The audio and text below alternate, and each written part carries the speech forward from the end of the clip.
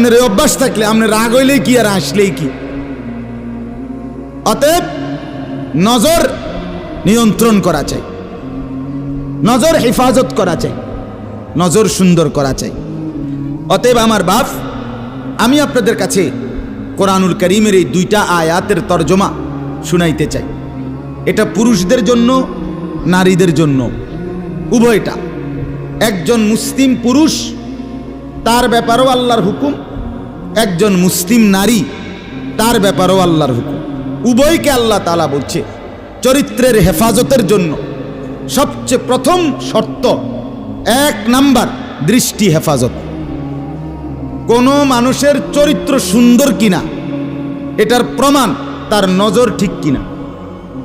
আপনি ওই কথা শুদ্ধ কয়, ফ্যান ফিনছে, শার্ট গাও দিছে, স্প্রে লাগাইছে, কথাবার্তা এমনি কুমাইয়া কয় জি জি জি আঙ্কেল কেমন আছেন, ভালো আছেন, এ আর মাশাআল্লাহ দেখছুনিও ভদ্র ভদ্র বাইয়া পড়তে আছে একবারে বড়।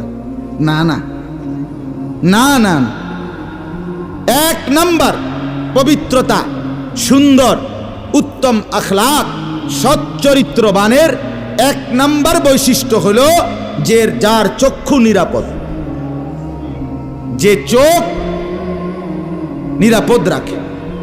1 নাম্বার এটা আল্লাহ তাআলা বলেন। আর চূড়ান্ত হলো যে নিজের লজ্জাস্থান হেফাজত করে। এই 2 দিকের বেড়া, মাঝখান দিয়ে এর ভিতরে যা আছে সবগুলো এতে নিয়ন্ত্রিত হবে।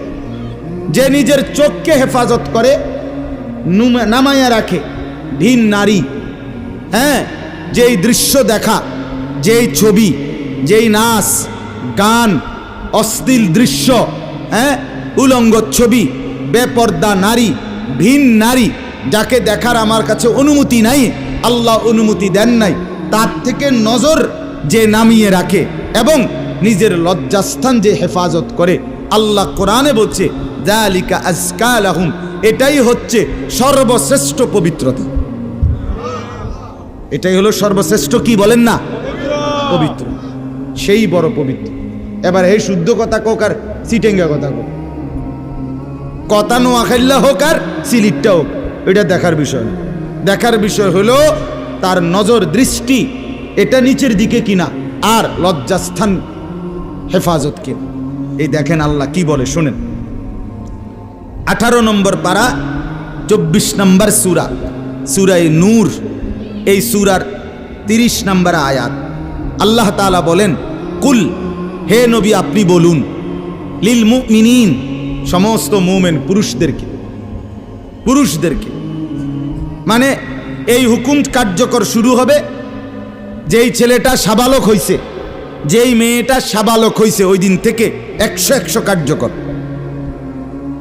কোন ছেলের উপরে যেদিন গোসল ফরজ হয়েছে, প্রথম যেদিন তার বীর্যপাত হয়েছে, সেদিন থেকেই সে সাবালক, প্রাপ্তবয়স্ক, সেদিন থেকেই সে যুবক, সেদিন থেকে ইসলাম মানা পুরাটা 100 তার উপরে ফরজে আইন।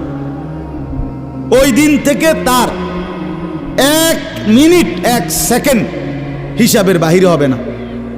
প্রতি সেকেন্ড নিঃশ্বাসের জন্য তাকে মৃত্যু পর্যন্ত, মানে বালেগ হওয়ার দিন থেকে মৃত্যু পর্যন্ত যে হায়াত পাইছে যেদূর, আল্লাহর কাছে হিসাব দিতে হবে তদ্দূর।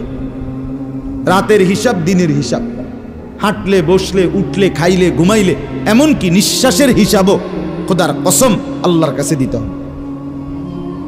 কোন মেয়ে যেদিন তার প্রথম মাসিক শুরু হয়েছে 13-14 বছর বয়সে, সেদিন থেকে সে প্রাপ্তবয়স্কা, সাবালিকা, সে যুবতী। অতএব সেদিন থেকে মৃত্যু পর্যন্ত তার হায়াত যতদিন পাইছে, একদিনের ভালো মন্দ, জায়েজ না জায়েজ, হালাল হারাম, বৈধ অবৈধ, সব কিছুর হিসাব সে আল্লাহর কাছে দিতে হবে। কথা বুঝলেন কিনা আপনি? হ্যাঁ, এটা জরুরি, এটা জরুরি। স্বামীর কারণে, শ্বশুরের কারণে, স্ত্রী মহিলা বলেন আমার স্বামী বাধ্য করছে দেবরের সাথে দেখা করা, স্বামী বাধ্য করছে ভাসুরের লগে দেখা করতে, খোদার কসম স্বামী যদি আসমান ভাঙ্গেও মাথাত ফালায় তারপরও